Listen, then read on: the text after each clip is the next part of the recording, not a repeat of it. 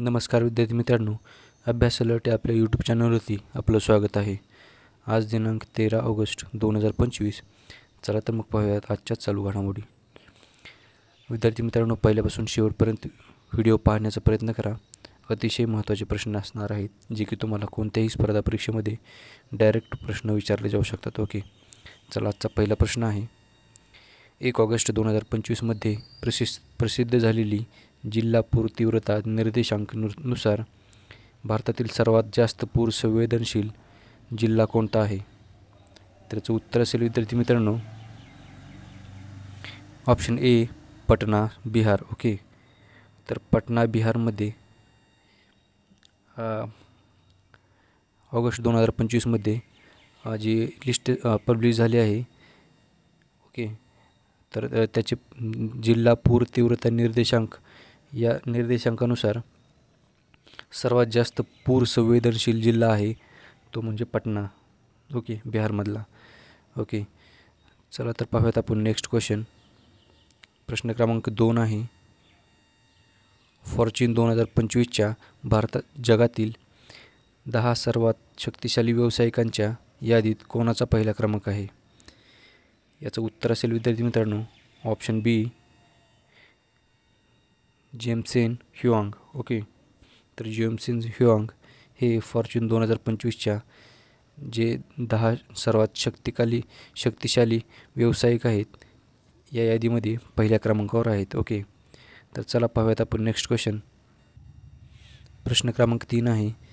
August 2025मध्ये भारतीय railway आशियातील सर्वात लांब मालगाडी रुद्रस्त ची यशस्वी चाचणी कोठे केली आहे?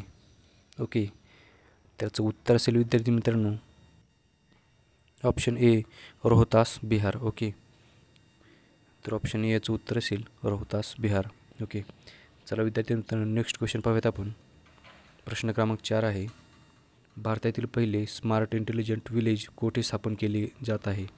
ओके, त्याचं उत्तर असेल विद्यार्थी मित्रांनो ऑप्शन सी सतनवरी नागपूर. ओके, तर सतनवरी येथे भारतातील पहिले स्मार्ट इंटेलिजंट विलेज स्थापन करण्यात येणार आहे. ओके, जे की नागपूरमध्ये आहे.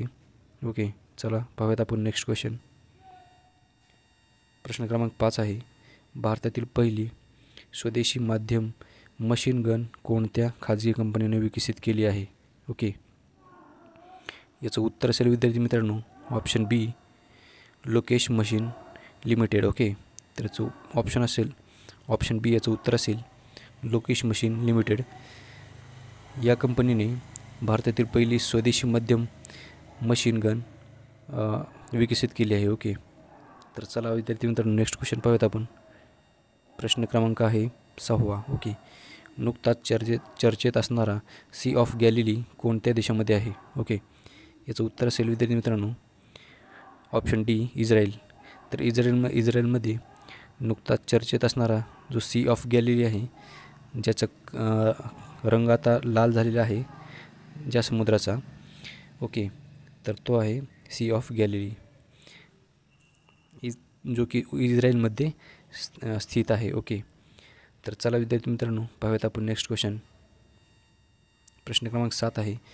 खालीलपैकी कोणत्या राज्याने UK शिक्षणासाठी अटल बिहारी वाजपेयी चेवानिंग शिष्यवृत्ती योजना सुरू केली आहे? ओके, तर याचं उत्तर असेल विद्यार्थी मित्रांनो Uttar Pradesh. Okay, option A याचं उत्तर असेल उत्तर प्रदेश. उत्तर प्रदेश राज्याने ही जी शिष्यवृत्ती आहे ती सुरू केली आहे, ज्याचं नाव आहे अटल बिहारी वाजपेयी चेवानिंग शिष्यवृत्ती योजना. ओके, चला विद्यार्थी मित्रांनो पाहूयात आपण नेक्स्ट क्वेश्चन. प्रश्न क्रमांक 8 आहे. 2025च्या कॅनडियन ओपनमध्ये महिला एकेरीचे विजेतेपद कोणी जिंकले आहे?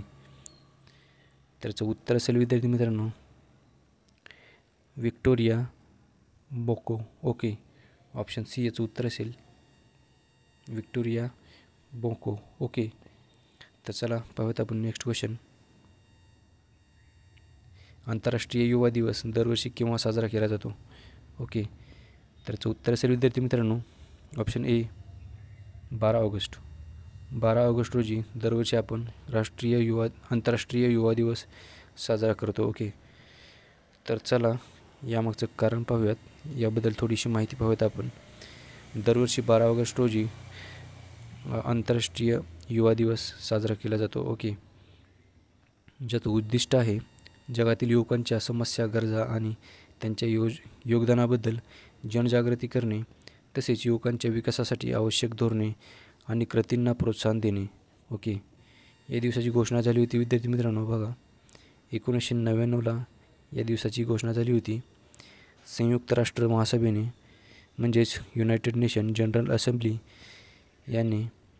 या संस्थेने हा दिवस घोषित केला होता. ओके, 1999 साली. ओके, चला या दिवसाचा पहिला उत्सव साजरा केला गेला 12 ऑगस्ट 2000मध्ये. ओके, हा जो दिवस आहे आंतरराष्ट्रीय युवा दिवस, तो 12 ऑगस्ट 2000मध्ये पहिल्यांदा साजरा करण्यात आला आहे. ओके, आणि 2025ची म्हणजेच यावर्षीची थीम आहे.